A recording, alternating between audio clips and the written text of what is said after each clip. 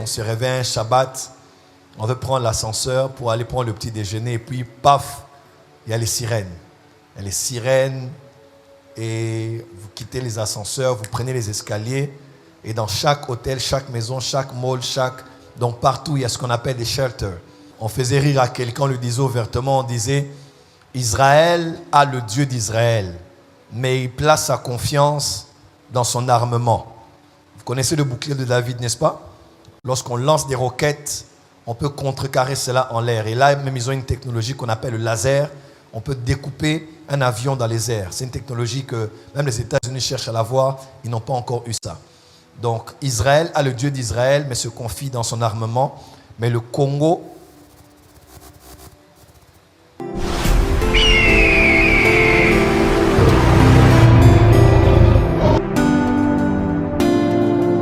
Terre Sainte en Israël et nous avons passé un séjour riche en découvertes, riche en prières, riche en atmosphère, riche prophétiquement et riche émotionnellement. Et en termes d'émotion, nous en avons eu pour notre compte. Il y avait la joie d'être au lac de Tibériade, il y avait la joie d'être à Nazareth, il y avait de la joie d'être à Bethléem, d'être à Hébron, là où on a enterré Abraham, Isaac, Rebecca. C'était une grande joie d'être à Gethsémane, d'être au lieu de la naissance du Seigneur à Bethléem, d'être à Bethphagée, d'être là où David se cachait de la colère de Saül. Ça a été beaucoup d'émotions et les derniers jours ont été amplifiés en termes d'émotion parce que à peine on se réveille un Shabbat, on veut prendre l'ascenseur pour aller prendre le petit déjeuner et puis paf, il y a les sirènes. Il y a les sirènes et vous quittez les ascenseurs, vous prenez les escaliers et dans chaque hôtel, chaque maison, chaque mall, donc partout il y a ce qu'on appelle des shelters, des boucliers ou bien qu'on appelle des bunkers. Donc c'est un pays qui vit dans la guerre, qui connaît la guerre, qui survit dans la guerre. Et ils savent que malgré le Dieu d'Israël, ils doivent se protéger. Donc quand David dit « L'Éternel est mon refuge, ma haute retraite », les Juifs savent, à part Dieu par la prière, ils ont des lieux dans leur maison qui sont des hautes retraites, des refuges. Amen, amen. Dis à ton voisin, ce pays a besoin d'une armée forte.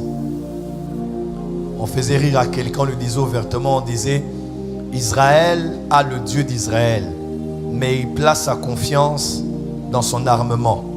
Vous connaissez le bouclier de David, n'est-ce pas? Lorsqu'on lance des roquettes, on peut contrecarrer cela en l'air. Et là, même ils ont une technologie qu'on appelle le laser. On peut découper un avion dans les airs. C'est une technologie que même les États-Unis cherchent à l'avoir. Ils n'ont pas encore eu ça. Donc Israël a le Dieu d'Israël, mais se confie dans son armement. Mais le Congo,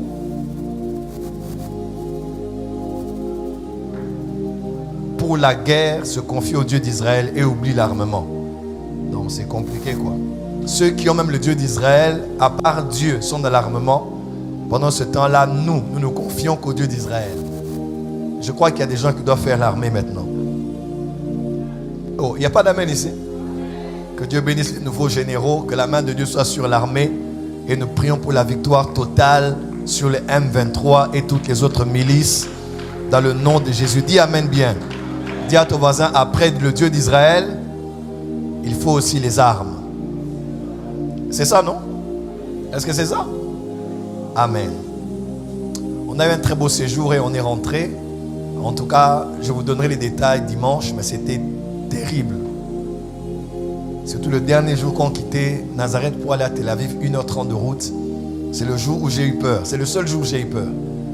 Le matin, je me réveille, je regarde comme ça. Hey, attaque Hezbollah du côté où nous étions.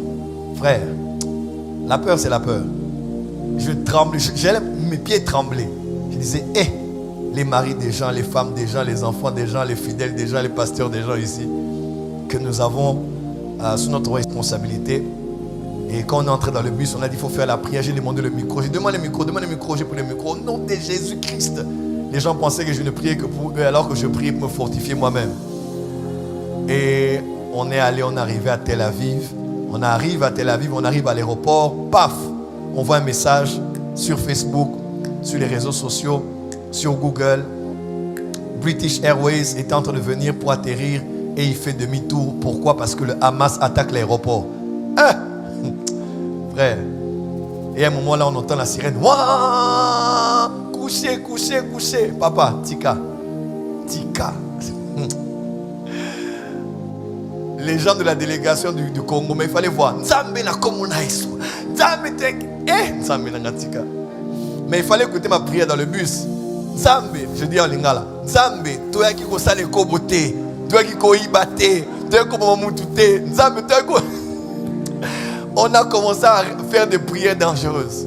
Mais on est arrivé et on acclame le Seigneur. Dieu nous a ramenés sains et saufs. Toutes les délégations de l'Afrique, des Antilles, de l'Europe, tout le monde est rentré. On ne voulait juste pas vous affoler, mais c'était dangereux, ce dans quoi nous étions. On a été à Paris pour les 1 année de l'église Port des Cieux Paris. Merci Seigneur.